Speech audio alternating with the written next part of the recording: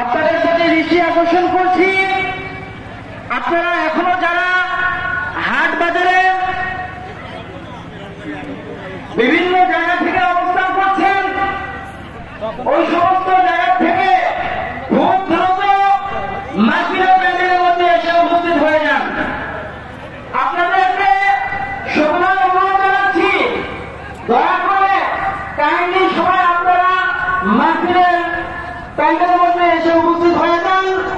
আমাদের মাঝে দ্বিতীয় বক্তা এসে উপস্থিত হয়েছেন, অল্প সময়ের মধ্যে তিনি কোরআন হাদিস থেকে তত্ত্বভাবে আলোচনা করবেন ইনশাআল্লাহ। আর যে সমস্ত ভলেন্টিয়ার ভাইরা কাজের নিয়োজিত আছি, আমরা সুন্দরভাবে সুন্দরভাবে আমাদের কাজগুলো আঞ্জাম দেবো ইনশাআল্লাহ, যাতে করে কোন ধরনের বিশৃঙ্খলা আমাদের মধ্যে সৃষ্টি না হতে পারে।